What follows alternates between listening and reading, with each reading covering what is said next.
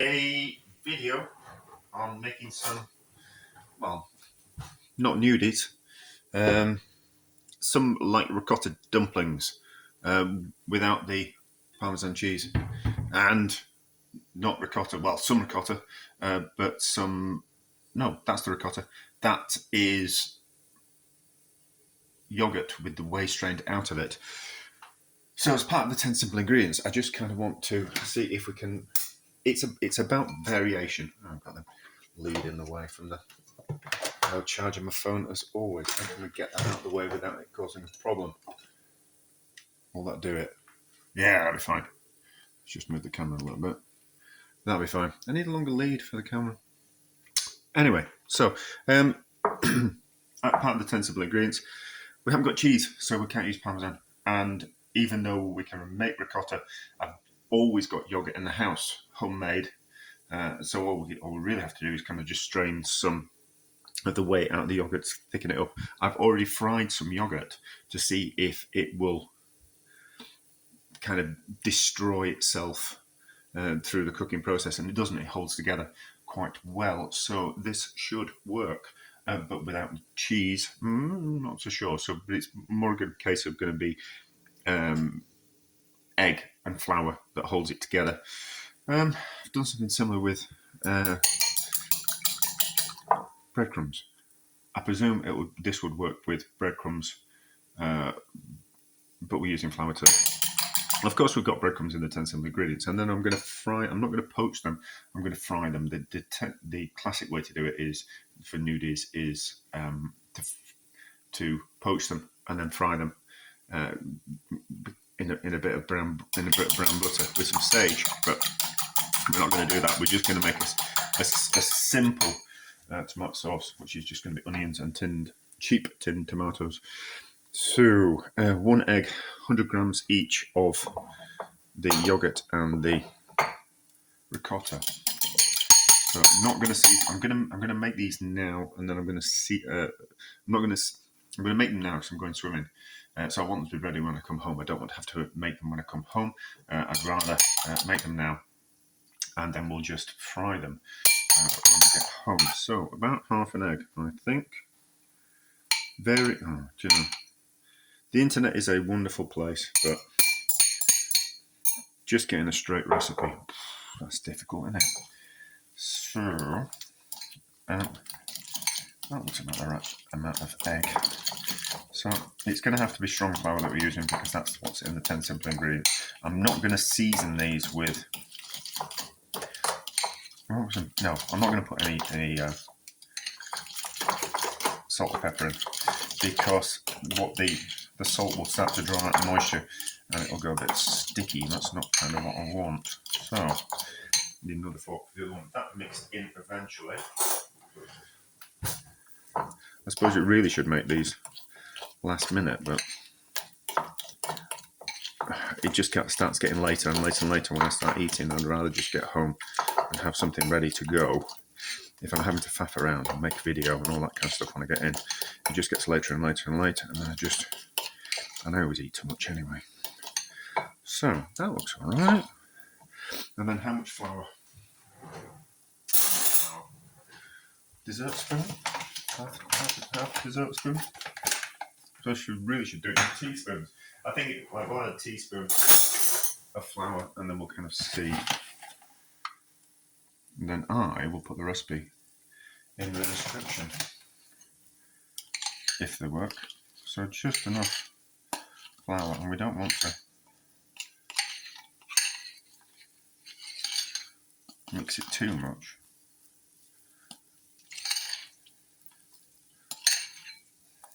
Get away with a bit more flour. So.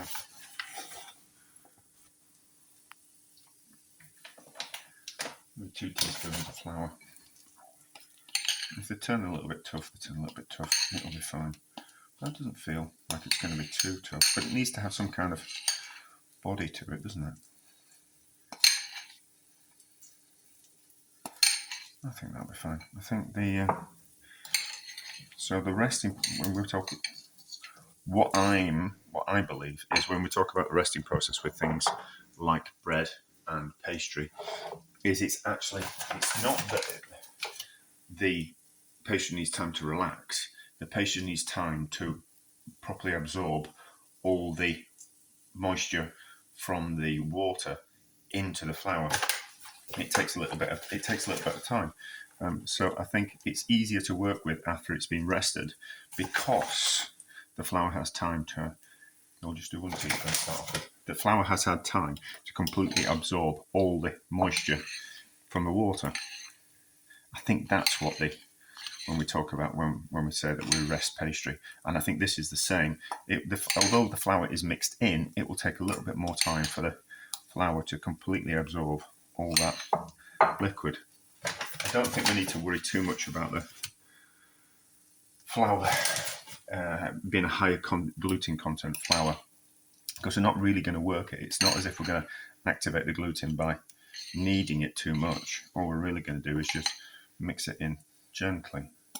So I made these similar with breadcrumbs, and the idea was that you just added enough egg to bind it together. But I think these are going to be a little bit different. I think they need to be a little bit firmer. That looks like an alright consistency. Was that going in there or there? It's going in there. So what we'll do is we'll be a bit rough and ready when we come in, and we'll season it quickly and then form them in the pan and fry them. I think what we'll do is we'll transfer this sauce to a saucepan. I might just put it in the oven, but I'm gonna fry the onions, and then actually I might do it on camera. A bit I left over. We might do it on camera. What I'm going to do is well, I should just do it on camera, shouldn't I? Rather than talk about it than do it. But just soften those onions in a bit of lard, because we like lard. There's loads of flavour in lard. And then we'll make a quick tomato sauce, I think, and kind of instead of the long cooking process, we'll see if we can speeden it up, and then that might be kind of quite interesting, wouldn't it? Because I always kind of think if you go, oh, I want a tomato sauce with that, and it takes like a good tomato sauce takes hours to make. You don't always really want to do that, do you? So I think if we can speed up the process, I think that'll be a little bit interesting. But anyway, we should be back when we're making the sauce, and we're going to cook these nudis. Well, not really nudis, but we can still call them dumplings, can't we? Like there's so many different forms of dumplings. So dumplings are in the UK, dumplings are pastry with fat, which are submerged into a stew. So they're dumplings, but dumplings are pastry with a filling in other parts of the world, or they're ricotta and parmesan and some spinach. They're also dumplings, so there's lots of different things that, like, there's no set recipe for dumplings. So essentially you could call something that's like this a dumpling, because there's no set definition of what a dumpling actually is. So yes, they are dumplings.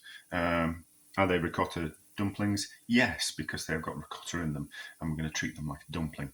And I think that's probably what it is. It's probably how you actually treat it rather than actually the ingredients inside it. Right, let's taking those onions a little bit too far, a little bit. Well, they're brown. They're not black. They're browned, but I didn't really want to brown them. Now, using cheap tomatoes, I tend to get a lot of liquid in them and not as much solid tomato, wasn't it?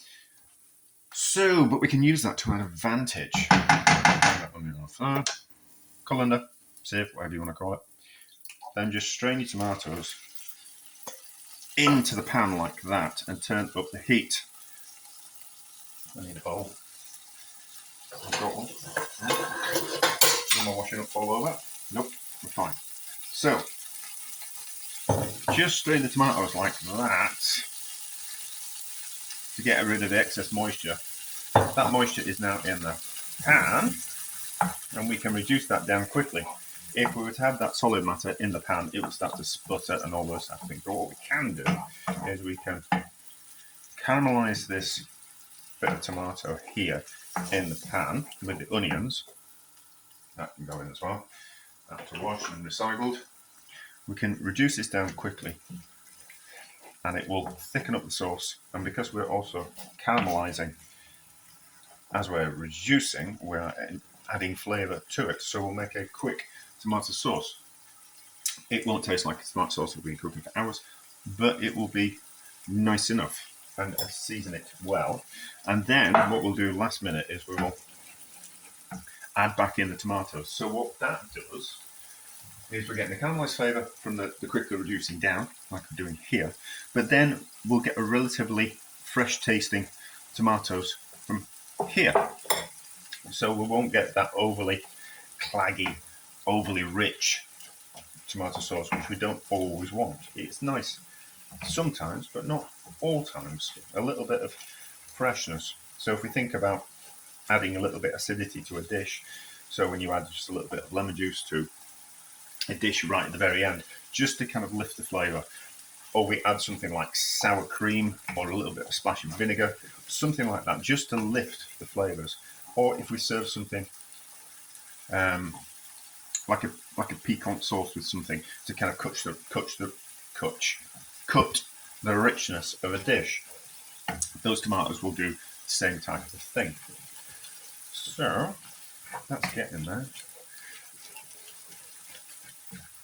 Let's get in there. So we're going to take it almost so it's like pasta a la Sicilians, whatever they want. We want where we fry and burn the pasta.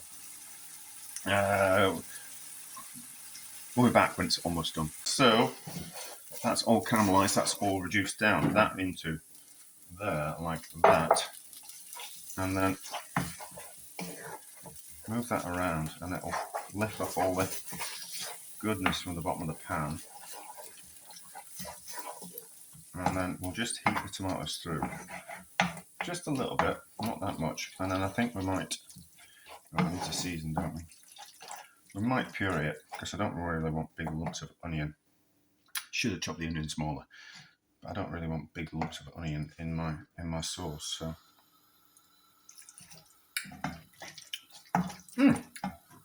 Much better. Much better. You would think they weren't cheap tomatoes. So, salt, pepper,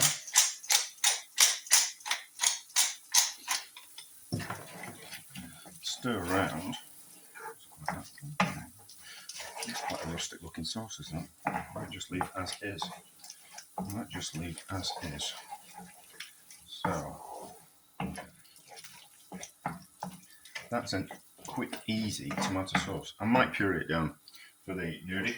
I might not.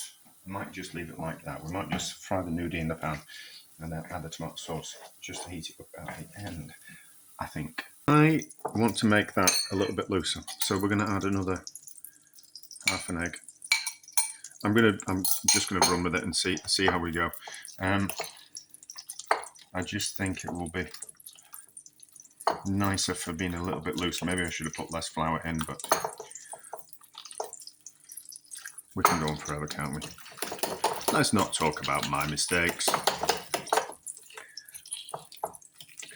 So, and then what we're going to do is we're going to just drop them in a little bit of, see now I'm probably activating it.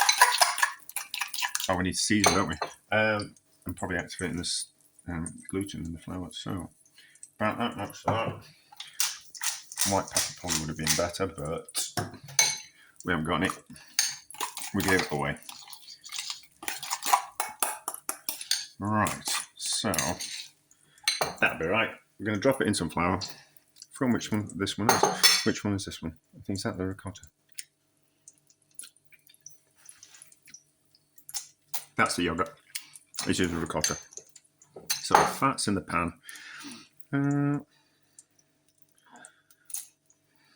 are we going to do it? We're going to do it with a spoon. Now we've messed up the fork. Let's just do it like that. I'm not bothered about perfect shapes. We just need to form a little bit of a crust on They're nice and soft. Probably should have poached them, but we're here now, aren't we? Might just squish them down with the fork as they cook. Hopefully, there'll be enough room in the pan for all of them. Some of these are going to be bigger than others because I am now rushing to get this done. Yeah, so I think a little bit craggy won't be a bad thing.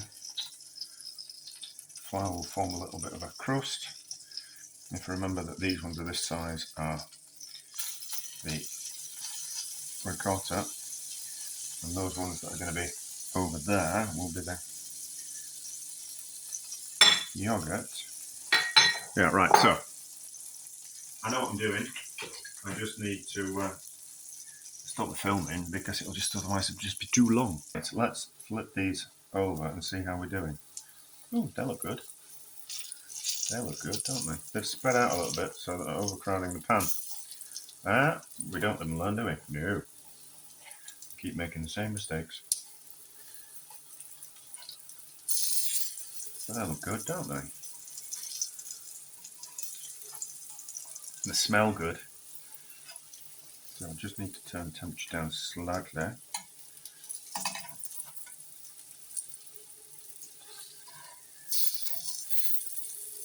Now, these are the yogurt ones, and these are really soft. So, I probably made them a little bit too soft, but I don't. They're just more difficult to handle. That's not a. You just have to be more careful. But if that means that they make something that's nicer, then it's the juice is worth the squeeze, isn't it? Not with people though. If people are difficult to handle, get rid of them. Right, so we'll carry on cooking those. These are ready. Puffed up lovely. So that's a ricotta one. I've just blasted that sauce in the microwave. So those are ricottas. These are the yogurt ones. Let's just see what we think.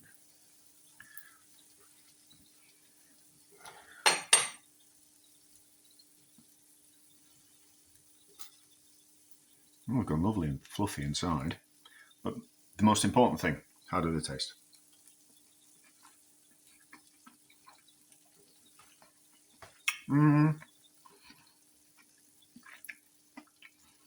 Ricotta ones, missing the extra cheese. But the yogurty ones, how do they taste?